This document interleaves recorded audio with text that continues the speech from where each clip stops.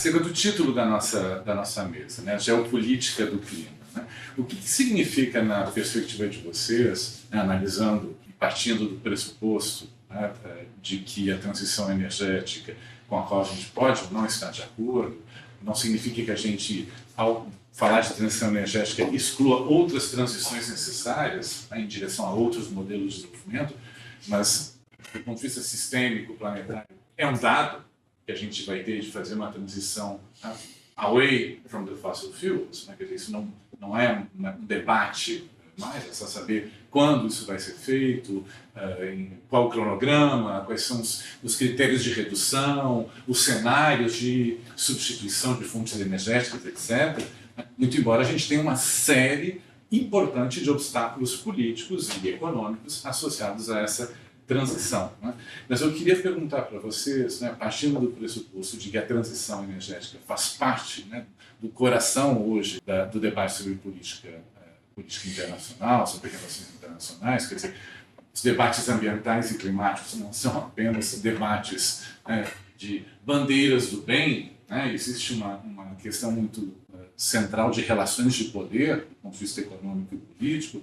Como é que vocês construíram, não sei, hipóteses explicativas, interpretativas para avançar o debate da geopolítica? Né? Porque, tradicionalmente, a geopolítica foi uma ciência do Estado, uma ciência pensada à luz dos interesses exclusivamente, enfim, quase que estratégico-militares, né? E a gente percebe que aqui há, enfim, em nenhum momento vocês trataram diretamente de guerra, vocês trataram diretamente de estratégia militar, mas nós estamos tratando de geopolítica. Então, como essa geopolítica do clima contribui, problematiza o próprio sentido da geopolítica, né? E quais são os novos atores que vão emergindo nessa nova geopolítica, onde o clima entra nas relações de poder, né?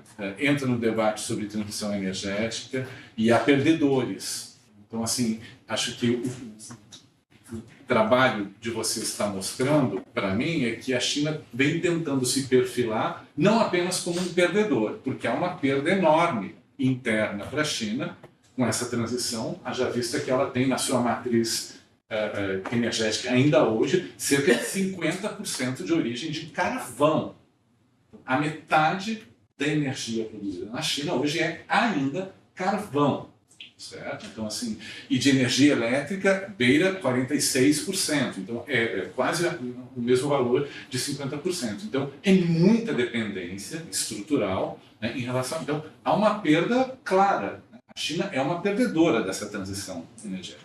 Mas, assim, o paradoxo interessante é que ela tenta se perfilar também como uma vencedora com novos padrões técnicos, tecnológicos, normas, né, que podem conformar essa, digamos, virada em relação às energias renováveis, que é uma necessidade. Então, como é que isso implica a nossa concepção de geopolítica, né, a nossa teorização sobre geopolítica, né, pensando que geopolítica sempre nos remete a um lugar, né, geopolítica, né, mas também a fluxos, não é só, né, no mundo da economia política internacional, isso também está em fluxo. Né? Então, acho assim, como é que a gente situa esse debate da geopolítica do clima à luz das pesquisas que vocês estão, né, fazendo, concluindo, etc., iniciando novas, de transição energética? Essa é a minha pergunta, comentário.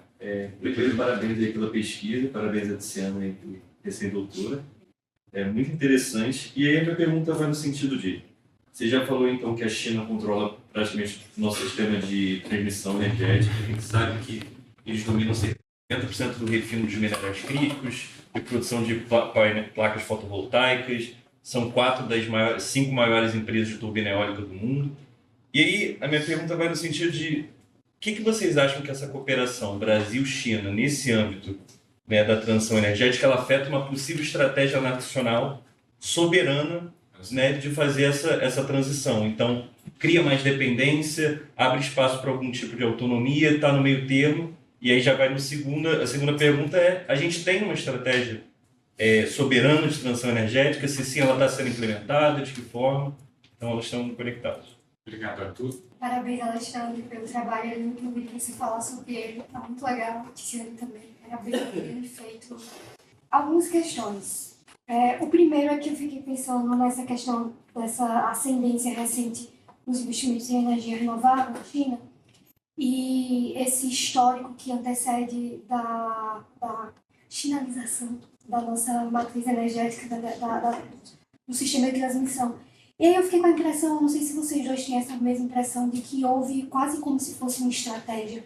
Primeiro vamos modernizar todo esse aparato que está aqui, para depois investir num setor que precisa ser realmente construído. Se há essa percepção de vocês.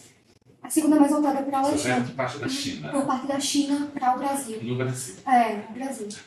A segunda para Alexandre você falou muito dos estados, né, no Nordeste, mas uma coisa que você não falou, eu não sei se a pesquisa chegou a ver isso, porque assim, o Ceará está ali em disparada, mas o Ceará tem um processo de política pública construída no próprio estado de atração desse investimento, que vai diferenciar ele dos outros estados do Nordeste. Então, até mesmo assim, a Paraíba veio recentemente agora com os últimos 2 governos de João mexer nisso, então talvez ela esteja atrás também por conta disso, por conta dessa a falta de política pública de atração de investimento, de redirecionar esses investimentos. E essa questão da dependência estrutural do carvão. A primeira pergunta é exatamente em relação a essa dependência do carvão. Todos os três pontuaram essa postura paradoxal e esse dilema que existe na política energética e na política climática chinesa, tanto a âmbito doméstico como a âmbito internacional, né? 50% do carvão global é consumido pela China, e aí em 2023 foi 4,8 bilhões de toneladas de carvão produzido, ao mesmo tempo em que eles vêm, enfim, insistindo nessa postura mais de energias limpas e de transição energética responsável, etc. Nesse contexto, eu queria saber quais são, se há algo sendo implementado. A Tiziane mostrou em algum momento que existe uma discussão dentro do partido sobre como superar essa dependência do carvão, mas como é que a China poderia encontrar caminhos para poder superar esse paradoxo, para poder superar esse dilema que talvez hoje, em termos assim, de política energética na China, seja a principal pedra no caminho. Né? E a segunda pergunta, mais específica, bem curtinha, especificamente para Alexandre. Alexandre, eu lembro que na minha época de graduação, ano passado, não vou dizer quando foi, na disciplina de introdução à economia e tudo mais, a discussão era que países escandinavos, no geral, estavam de olho no Nordeste para investimento massivo em energia eólica. E a Dinamarca estava entre eles. E você mencionou aí que hoje, entre os grandes investidores, você só falou da Noruega, né? Tem aí França, Estados Unidos, China, enfim. Eu queria saber em que pé ficou esse investimento desses países, porque a nível internacional os escandinavos eles meio que são referência em termos de energia eólica, e qual que tem sido esse perfil de investimento deles na região. A geopolítica do clima hoje, ela me parece que ela segue o contorno da distribuição e da estrutura de geopolítica em perfil tradicional. O que eu estou querendo dizer com isso? Países que claramente, reconhecidamente pela literatura, são, por exemplo, menos emissores, os dados têm mostrado que esses países são os que mais sofrem com os eventos extremos, com todos os casos que a gente tem registrado, que os órgãos específicos têm registrado nos eventos mais complexos. Então, eu fui mencionado hoje pela manhã o caso de Tuvalu. Tuvalu é um mini-estado, né? Quase insular, quase que em vias de extinção, que não teve nenhuma atividade industrial que emitia e gerava gases de efeito estufa. E provavelmente vai ser um dos primeiros que vai desaparecer por conta da consequência. Países que hoje a gente chama em desenvolvimento na tecnologia utilizada pela ONU, não me agrada, mas eu vou usar ela, são países de industrialização tardia, consequentemente são países que emitiam menos, e são países hoje que têm indicadores de fragilidade e que sofrem os efeitos da questão climática e ambiental mais do que os países desenvolvidos. País, aí, isso não é meu. Essa segunda fala, amigos da geografia falam o seguinte. Quando eu estava narrando para eles o caso da China, eles me falaram assim, Alexandre, você já reparou que a China está atuando em alguns, de alguma forma, como países desenvolvidos atuavam há 50, 100 anos atrás? E isso eu estava discutindo na questão do land grabbing, não era nem na questão que vai depois entrar em níveis de segurança ambiental, climática, alimentar, que é um outro eixo que eu trabalho. Quando um país como a China começa a utilizar espaço físico e geográfico de um outro país considerado em desenvolvimento, que em termos de apresentação internacional estão em pé de igualdade, não estão. Mas vamos, né, seguir o padrão dizendo que eles estão em pé de igualdade. A China está desenvolvendo e realizando política que países desenvolvidos realizavam antes com os padrões coloniais. Então, quando a gente começa a ver um país como a China utilizando espaço físico brasileiro para poder extrair energia, gerar tecnologia, que é um pouco da resposta do André no futuro, ser um fornecedor de energia, dando para ela, inclusive, uma melhoria dentro dos grandes fóruns internacionais, das grandes críticas internacionais de país poluente, mas estou gerando energias que eles usam limpa, apesar de eu não gostar do termo. Então, me parece que a questão geopolítica do clima, ela obedece, ou ela está seguindo o mesmo padrão de outros elementos geopolíticos que têm elementos de ordem estrutural, dando contorno para a relação entre... Com relações de centro-periferia e novos atores. Reproduzindo da mesma forma, mas aí, talvez não, eu acho que eu tenho... Talvez a convicção é um termo muito ruim. Eu tenho certeza que com mecanismos de operação distintos. Eu fico lembrando que um dos primeiros livros da economia que eu li que mudou minha vida foi A Grande Transformação, do Polanyi. Tem trechos daquele livro que ele é considerado uma das 100 maiores obras do século XX. É uma revolução em termos de escrita. E naquele livro, o cara fazendo uma leitura do século XVIII e XIX, narrando efeitos já de ordem ambiental, né, a gente vê que aquilo que a gente está observando hoje, é uma esteira, só que a esteira vai subindo de patamar, de intensidade, de grau de seriedade, mas os atingidos são semelhantes. Né? Os atingidos são normalmente reproduzindo as estruturas e o distanciamento, pode ser centro-periferia, pode ser norte-sul, a gente vai definir qual é a nomenclatura que a gente quer usar. Mas, na minha percepção, as estruturas de diferenciação de poder de quem sofre as consequências, elas permanecem como eram antes. Guardado, obviamente, as devidas proporções, pensando em tamanho de população, os espaços, por aí vai, os mecanismos geográficos. Mas é a mesma coisa. Né? Então, há muito tempo atrás, o que a Inglaterra fazia, o Reino Unido fazia, era pegar terras em países africanos ou asiáticos e utilizar aquelas terras, extrair, deixava o prejuízo e obtinha os ganhos. A China tem feito algo muito semelhante. Né? Talvez com um pouco mais de preocupação para não atingir tanto, para não criar uma repercussão internacional mais negativa, para que piore a legitimidade da China como ela tem construído ao longo do tempo. Porque, por enquanto, ela ainda precisa da lealdade do Sul. Claro. Ainda. Aí é um outro elemento. A gente vai ter que começar a estudar no futuro. Vai ser aqueles estudos, né, de construção de cenários, né, não de previsão, né, mas de construção de cenários mesmo. Qual é o prazo que a China ainda vai necessitar desse mecanismo de extração? Eu acho que vai ser longo ainda. Né? A gente está na fase muito inicial dessa extração de minério, de tecnologia, vai andar um bocado. Mas eu ainda vou pensar mais um pouquinho sobre isso. E o outro elemento que eu queria falar sobre o caso da China é que a China, na minha percepção, a literatura que eu uso da economia é que a China é um retardatário. Sendo um retardatário, ela ainda está correndo atrás do prejuízo. Tá. Ela pode correr mais rápido. Mas se a gente for olhar, por exemplo, em desenvolvimento industrial da China há 20 anos atrás, ela estava em patamares semelhantes ao que o Brasil era na década de 80, terminando de correr atrás do prejuízo. Então, a questão eu acho que ela corre mais rápido. Então, se ela corre mais rápido, quer dizer que provavelmente ela vai conseguir tirar o prejuízo numa velocidade muito maior do que a gente, por exemplo, em processos industriais, a gente pulou 2 fases para poder chegar na década de 80 do que era. Todo errado, tá, gente? Só para ficar bem claro isso, para não falar que eu estou falando que a gente deu certo, não deu não.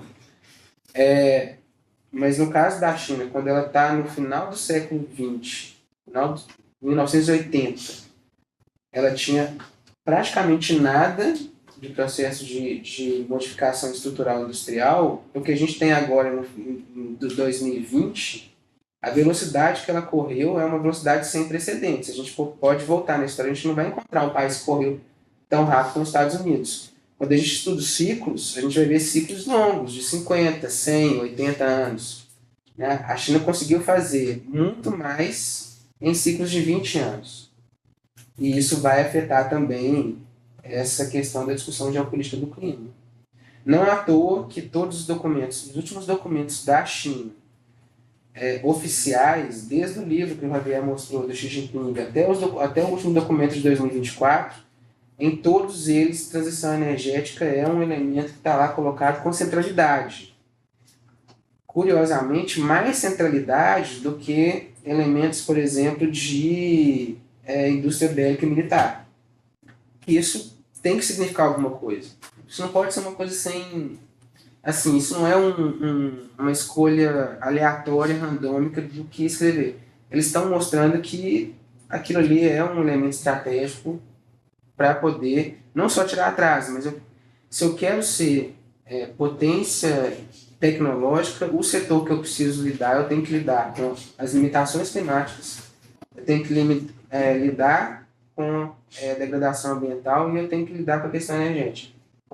Simplifiquei demais, né? Mas eu acho que a ideia é essa. Arthur, cara, eu não sei se você está preparado para que eu vou falar não, mas assim, o Brasil tem tecnologia significativa para poder ser uma potência em termos de transição energética. O Brasil tem disponibilidade de recursos para poder ser potência em termos de transição energética. O Brasil não tem estrutura política e econômica para poder ser potência em transição energética. Então, a gente pode fazer o trabalho fácil e colocar a culpa na China.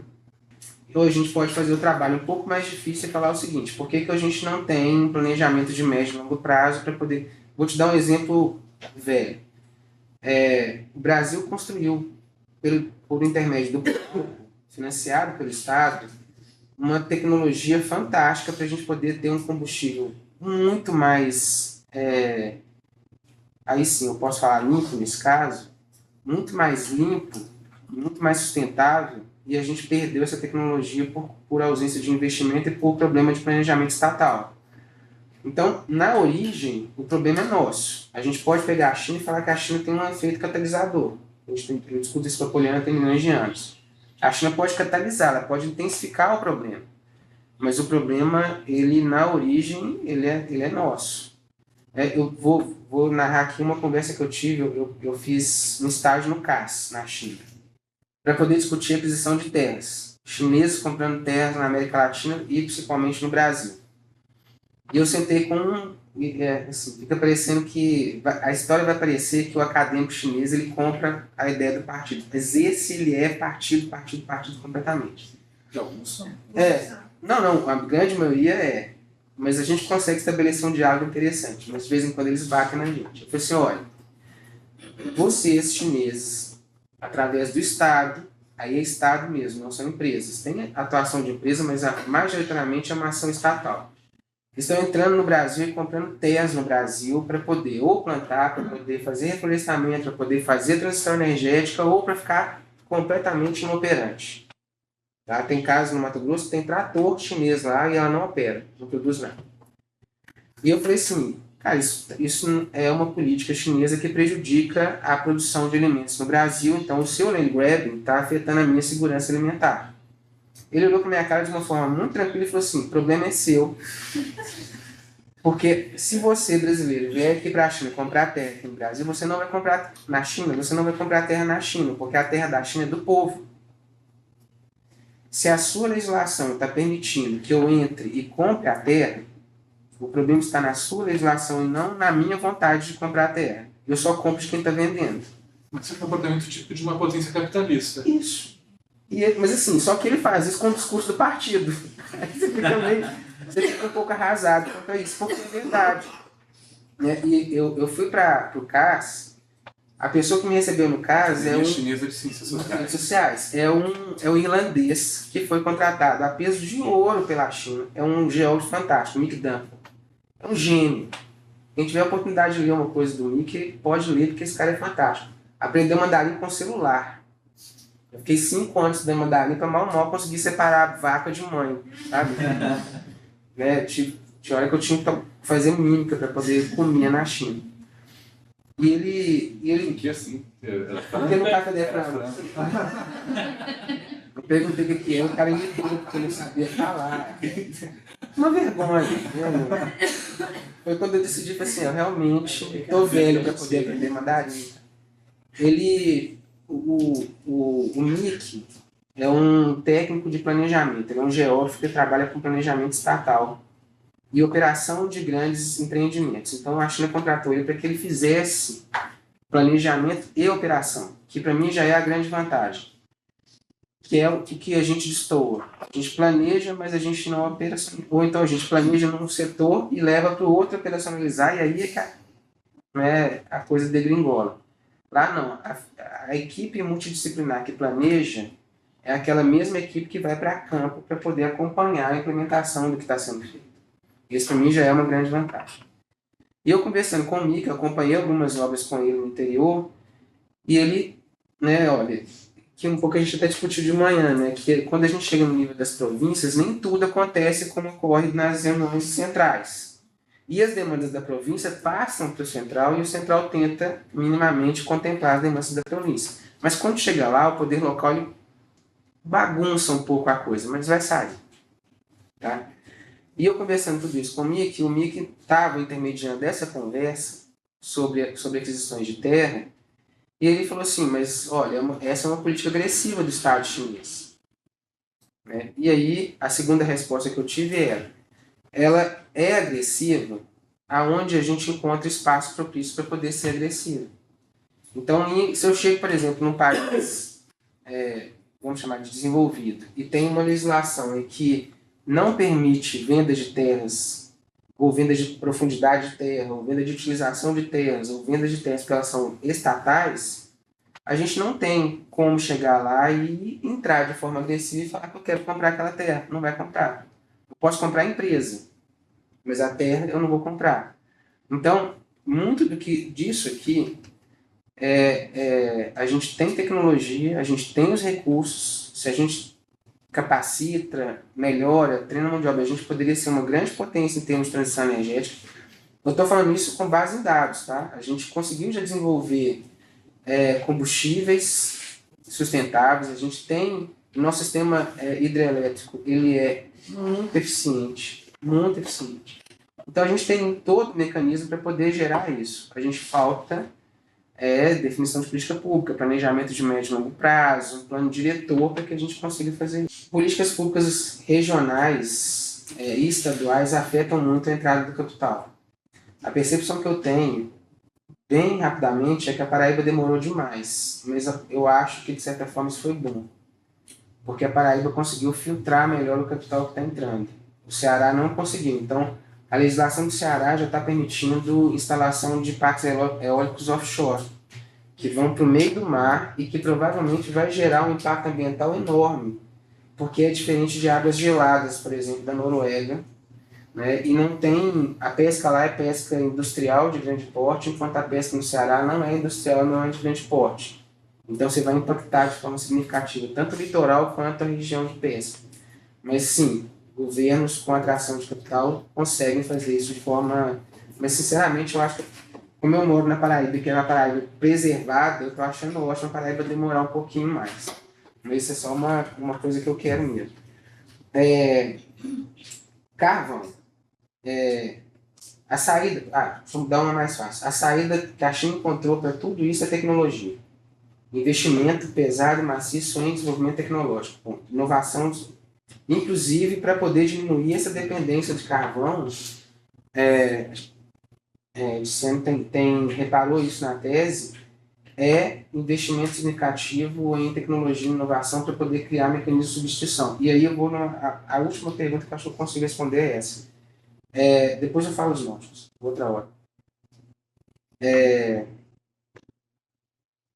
O que mesmo, gente? Modernização doméstica. Isso não é de hoje, isso é desde 1978. Primeiro eu cuido do interno, resolvo a parte interna, gero tecnologia, para depois, isso começa com o Deng Xiaoping. Primeiro eu vou desenvolver tudo, aplico aqui, para depois entregar essa tecnologia para um outro. Também estratégia de países desenvolvidos capitalistas que utilizou a vida inteira. A tecnologia, o auge da tecnologia, primeiro ela é interna, para depois ela ser passada para os outros. O 5G da China não chegou aqui ainda. O 6G que eles estão planejando lá para as cidades Smart City está longe de chegar aqui ainda. Então a gente ainda vai ter que esperar um pouquinho para eles testarem tudo lá. O trem, a China tem fornecido tecnologia para montagem de ferrovias para diversos países, inclusive para países africanos. Mas nenhum deles é a tecnologia que eles usam no trem-bala que vai de Pequim para Xangai. Então, depois que a tecnologia... É quase um processo schumpeteriano de... Deixa eu fazer a minha tecnologia ficar incorporada plenamente na minha nação para depois eu passar para os outros. Eu estendi muito, né? É muito pergunta. Desculpa. Tiziana, por favor.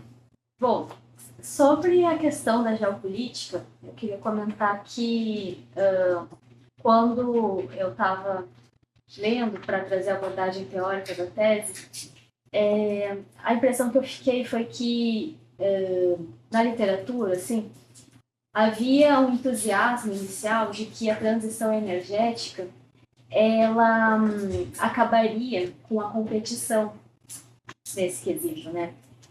No sentido de que não haveria mais guerras pelo petróleo, por exemplo, porque esses recursos poderiam ser tranquilamente geograficamente distribuídos, né? Então, eu vi muita coisa da literatura trazendo esse otimismo, assim, né? Mas parece que de uns anos para cá, quando a gente foi realmente implementando projetos e amadurecendo essas tecnologias, parece que cresceu um campo que já contesta isso, né? Então parece que a conclusão que me parece mais lógica é que existem algumas dimensões novas, né, para a geopolítica, que é a transição para uma economia energética menos fóssil.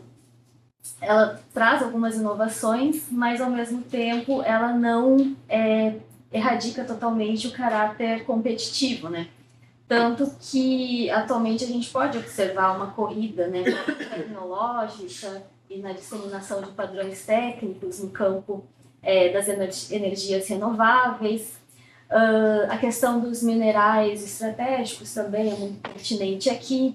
Existem vários exemplos que teria como mencionar nesse quesito aqui, como, por exemplo, né, quando a China, que é um país que concentra grande parte desses recursos, né, terras raras, ela já, alguns anos atrás, anunciou que não exportaria mais, né? Então, isso aqui tem implicações geopolíticas totalmente, né?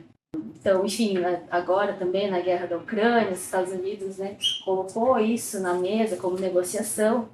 Então, é isso, assim, eu observo que existia esse otimismo, mas não me parece que isso tem muito sentido, considerando a nossa experiência agora implementando esses projetos. Então, claro, agora a gente está numa fase, digamos, inicial, assim, mas é algo que a gente precisaria acompanhar como que isso evolui ao longo do tempo e do amadurecimento mesmo dessas tecnologias, né?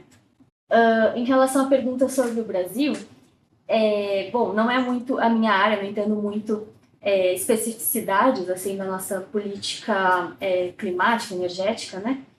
Mas, assim, eu me deparei com dados que mostram que o Brasil é um dos países que mais investe em energias renováveis, né?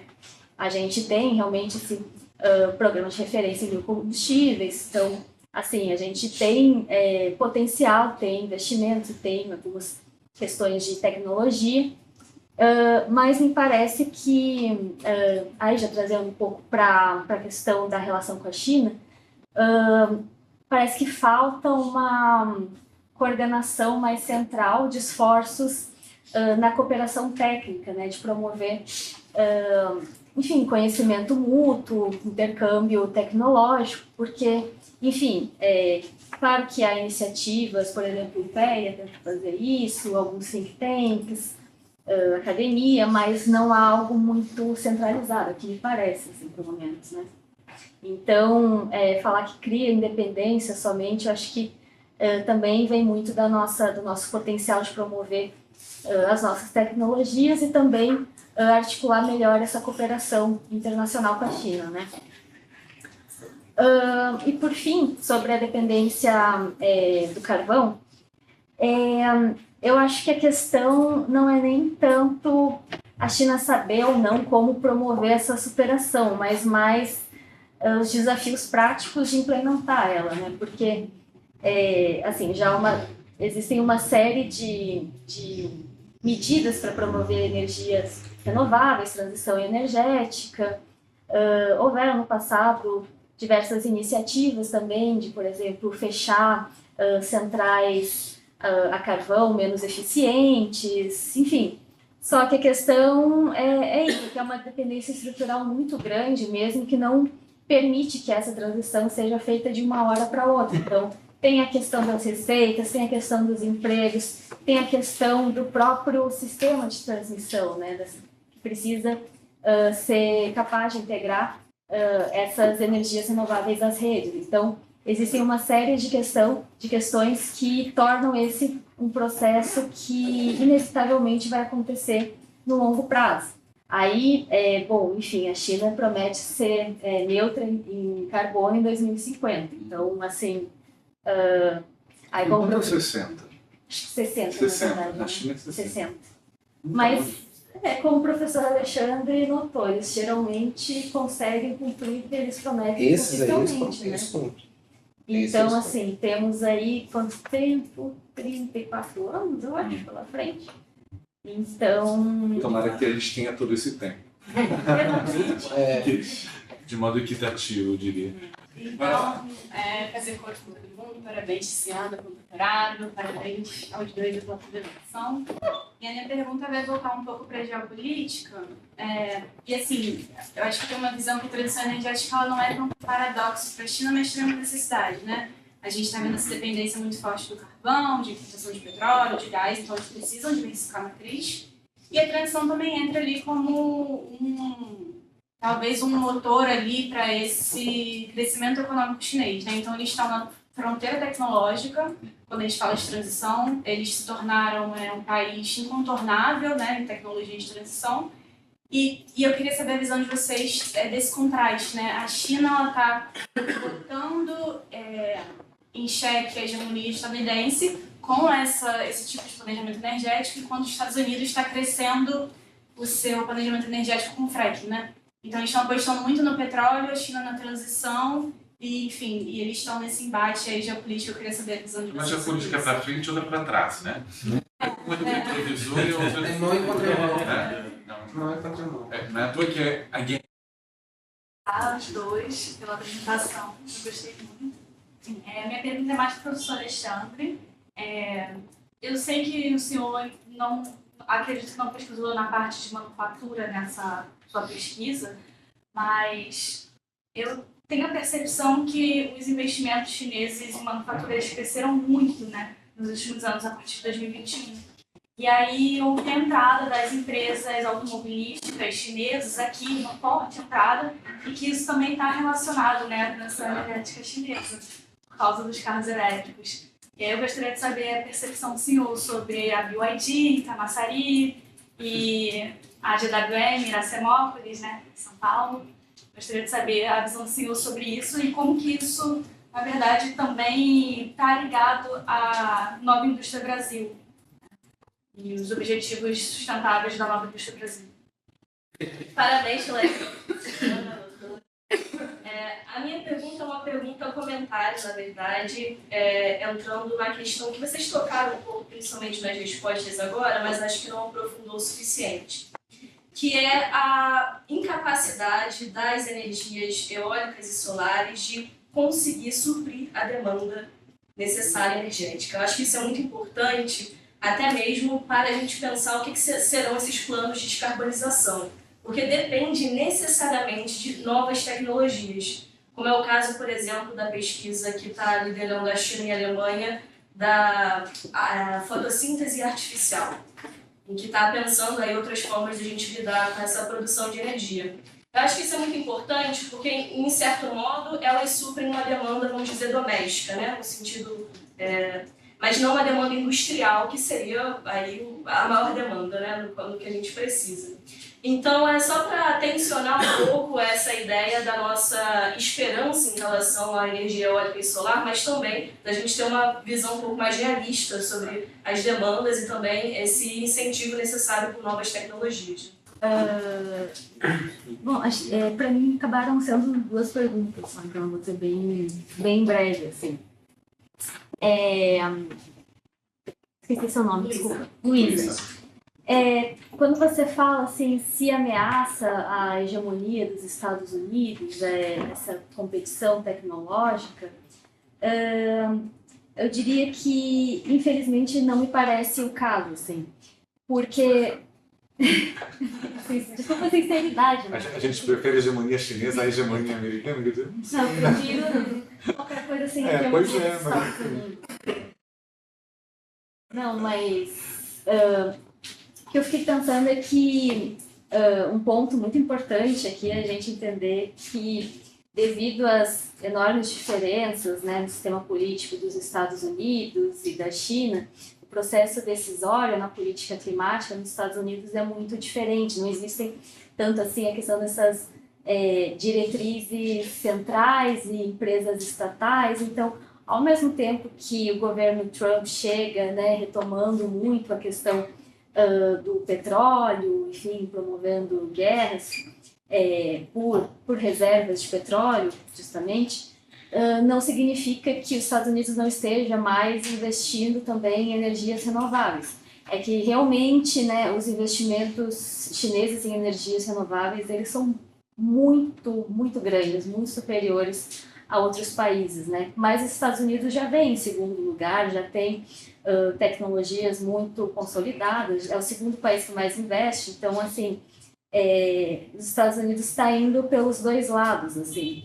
É claro que com o Trump eles se retiram do Acordo de Paris, né, vem com um discurso negacionista e obstrucionista, então, assim, isso com certeza tem um impacto, né, para a hegemonia dos Estados Unidos, mas não no sentido de que os Estados Unidos não seja também uma potência, né, nas energias renováveis. Então, são avanços e recuos permanentes, assim, né? Um fenômeno, né, paradoxal mesmo, né? Em relação... Qual que era a pergunta? Ah, sim, da outra Luísa, no caso. Sobre as tecnologias, né? O quanto que a gente vai poder depender disso, eu acho que eu vou muito na sua linha, como você comentou. Não é só sobre pensar sobre o lado da oferta, né? Mas também a gente precisa entrar num debate um tanto espinhoso, né? Eu diria, porque aí entra no campo da justiça climática, né? A gente pode permitir que países como China e Índia, que tem mais de 1 bilhão de indivíduos, tenham o mesmo padrão de consumo dos Estados Unidos? O mundo aguentaria isso? Então, vem muito de pensar também, né, o nosso consumismo, ociosidade programada, vários elementos aí. E eu acho que até lá a gente tem um espaço ainda para ampliar bastante o aproveitamento das energias renováveis que a gente já tem, né? Energia solar, eólica, reduzir a dependência relativa do carvão. Então, enfim, mas eu acho que é realmente necessário, né, ponderar essas duas dimensões assim ao longo do tempo, de forma que isso seja possível. E, claro, falando aqui de um ponto de vista bem normativo, porque, assim, em termos do que seria possível efetivamente coordenar a escala global, aí a gente sabe que é muito mais complexo mesmo. Obrigado, Tiziana. Doutora Tiziana. Agora, professor Alexandre. Vamos lá. Primeiro, Luiz. Assim, a leitura que eu faço é que transição energética para a China ela é considerada um elemento, um componente estratégico no sentido mais macro da coisa. Então, nesse documento de 2024, a transição energética está associada à produção de placas, a fornecimento de equipamento, a desenvolvimento do setor industrial, a inovação e tecnologia. Entende? A percepção que eu tenho é que isso não é uma caixinha que eles colocam de lado assim, deixa eu resolver a transição energética e daqui a pouco que eu resolver isso aqui eu vou juntar. Eles trabalham com tudo ligado. O que já vai, de certa forma, conversar com a pergunta da Ana. Ana, as plantas industriais, elas têm praticamente, elas são majoritariamente, elas estão funcionando com maquinário chinês, com insumos chineses. BYD, os veículos elétricos, o maquinário para placas elétricas, o próprio maquinário inclusive, perguntar da Siemens, né? A Siemens vende a pá e um motorzinho, mas o resto tudo é chinês, né? Então, eu não sei se alguém que já teve a oportunidade de ir no aeroporto de Viracopos, depois que ele foi reformado, não sei se alguém lembra, né? Viracopos era um aeroporto horizontal enorme, assim. E ele, depois que ele foi reformado, ele está todo modernizado. Todo aquele equipamento ali é chinês. Todo equipamento. Aquilo ali foi um acordo feito de cooperação para a entrada de capital chinês para poder modernizar o aeroporto de Viracopos, porque ele é um hub importantíssimo de distribuição de produtos que chegavam por meio aéreo. A China entrou com o capital dele todinho. Aqui, tudo ali é produção de manufatura chinesa. Volto para Luísa. Como é que a China vai produzir tudo isso tendo uma base energética de produção só a carvão? Entendeu? Eu estou usando as duas porque não dá para poder pensar num caso sem pensar no outro. Né? Não é necessariamente trazer mão de obra, é trazer todos os insumos, todos os produtos, a maquinaria todinha que vai produzir, ela é toda chinesa. Inclusive, para o caso da China, virou uma vantagem estratégica, porque tem uma legislação brasileira que fala que se produzir 70% do produto aqui, a tributação é diferente da tributação que você produzir abaixo de 70%. Então, se eles colocam a base todinha produtiva aqui, com produtos manufaturados, né, máquina que produz máquina chinesa, eles ainda vão conseguir vender o carro mais barato e vão ter vantagem no mercado em termos de competição. Viu como é que é grande? É enorme. Então, assim, parte da energia gerada fornece energia para as próprias empresas produzir mercadorias que vão ser vendidas para o mercado consumidor local, que é uma estratégia macro da China de ter ganhos, eu não vou dizer nem competitivos, mas ganhos absolutos no mercado. Tá? Estou sendo rápido, hein? Luísa, cara, eu podia ficar horas falando sobre isso aqui, mas eu vou só te falar uma coisa, duas coisas, na verdade. A primeira coisa, a gente tem que repensar o que a gente chama de desenvolvimento. Repensando o que a gente chama de desenvolvimento, a gente tem que voltar, eu vou fazer agora bem a minha veia marxista mesmo, eu tenho que voltar a discutir o capitalismo. Né? O nosso problema de desenvolvimento está diretamente atrelado ao sistema que eu tenho, que ele a gente está lidando, eu gosto muito do Eduardo Sá Barreto aqui da Federal Fluminense, que ele fala o seguinte, a gente está criando políticas paliativas de curto, médio prazo para poder resolver um problema da oferta. Só que a gente não está olhando em momento nenhum o lado da demanda. Então vai continuar tendo, a gente vai continuar produzindo o mesmo montante que a gente produz hoje. Né? As empresas vão continuar produzindo produtos que têm ciclo de vida curtíssimo para poder, agora vão no lado schumpeteriano, para poder fazer destruição criadora para poder colocar um novo produto no mercado. Então, se eu continuar alimentando esse mesmo processo, eu estou criando meios para poder fornecer energia, mas o meu lado da demanda está continuamente gerando meios para poder consumir. E que é cruel quando a gente pensa no lado do consumidor pequeno, a gente. Né? Porque provavelmente a gente vai começar a utilizar placas solares, né? A gente está começando a utilizar eletrodomésticos que poupam energia, a gente tem veículos que ligam e desligam, a gente tem mecanismos de sensor que apagam a luz, mas tem fábrica trabalhando em 3 turnos 24 horas.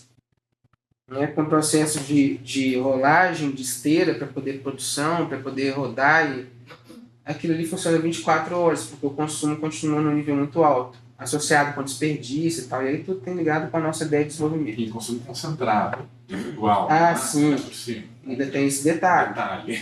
Né? Uma parcela pequena que tem um nível de consumo altíssimo, com um custo elevadíssimo, enquanto uma outra parcela sem acesso tem problemas de consumo e o consumo deles normalmente é insuficiente para a demanda. Então, volta para a geopolítica. Volta para a geopolítica. Tem uma foto, essa foto é antiga, né? Imagem da Terra à noite. E a gente vai ver a distribuição de luzes acesas. Aquilo ali é um ótimo insight para poder classificar a sul global. Né? Porque é uma das variáveis de disponibilidade, por exemplo, energética, que poderia definir o que é sul global e o que é norte global. A gente poderia fazer a mesma coisa com aqueles mapas que a FAO solta de disponibilidade de alimentos, diversificar, de qualidade de alimentos. Aquilo ali também nos permite ter uma boa classificação do sul global. Né? Paulo, agora eu vou explicar. Nosso objetivo com a pesquisa de campo é complementar os dados e a gente já foi com uma ideia bem clara, até anotei aqui para não errar. A gente queria saber se as pessoas que estão no local onde estão sendo implantadas tanto as fazendas quanto os parques, primeiro, se elas sabem quem são os donos, isso para a gente era importantíssimo. Segunda pessoa, se elas conseguem, segundo pergunta, a gente queria saber se elas conseguem reconhecer os impactos.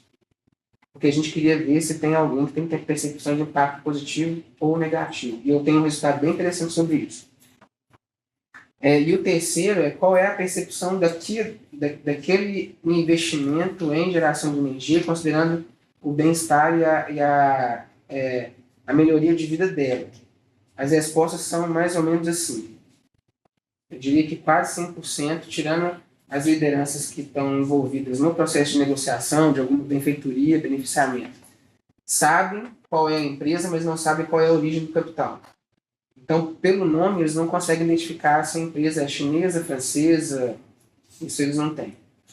Tem um problema sério de questão educacional e informacional. Então, como eles não têm informação, eles não entendem se aquilo é capital estrangeiro, se é capital local, não tem muito problema quanto a isso. A maioria consegue classificar o impacto. Então, tem criadores no interior da Paraíba que falam que a criação deles de bode, por exemplo, morreu por conta de problemas de estresse. Teve diminuição da produção de leite, teve mortandade de pássaros, teve pessoas na família que começaram a ter problemas de surdez por conta do barulho das pás eólicas.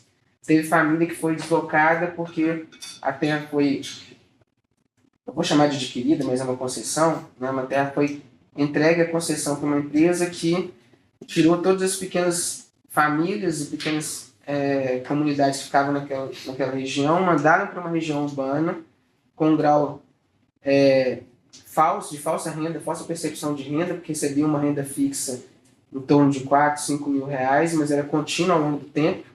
Então ela ia perdendo valor, então ele achava que ele era um novo rico, quando na verdade ele era um novo pobre vivendo numa cidade, num ambiente urbano. Então tem uma quantidade imensa de impactos, desde ambiental até impactos na qualidade e no nível de vida das pessoas. E a última coisa que a gente queria saber é a percepção, que para mim foi o mais interessante. A gente teve reunião e entrevista com lideranças locais da mesma região, em que umas tinham uma percepção extremamente positiva da entrada do capital estrangeiro e outras tinham uma percepção completamente negativa. O que estava fazendo diferença? Aquelas que participavam dos movimentos sociais tinham um pouco mais de entendimento dos impactos negativos, então elas eram um pouco mais... elas entendiam um pouco mais o que aquilo significava, e tinha outros que estavam recebendo uma taxa de renda de arrendamento baixa, mas simplesmente por ter um volume de renda que ela não tinha antes, ela acha que foi positivo. Então, ela classificava assim: adorei esse pessoal ter vindo ter colocado esse monstrengo aqui. Estou falando com as palavras deles, tá? A gente tem um artigo, inclusive, que a gente pegou as frases mais fortes e colocou no texto do artigo. Olha, adorei isso aqui, porque está me dando R$3.000 todo mês. Porque ele não entendeu o tamanho da degradação da terra. Aquela terra ali tem terras que correm o risco de ficarem 100 anos com fertilidade prejudicada, logo ele não vai conseguir produzir nada. Né? Tem a regra de 1 metro, que agora vai ser alterada pela legislação. Então, no raio de 1 metro você não pode ter nada, criação, plantação, absolutamente nada. Mas um contrato de R$3.000 resolveu a vida da pessoa e ele está achando muito bom. Entendeu? Mas não é um trabalho antropológico. Não é mais um trabalho de geografia / antropologia. Bom, muito obrigado. Queria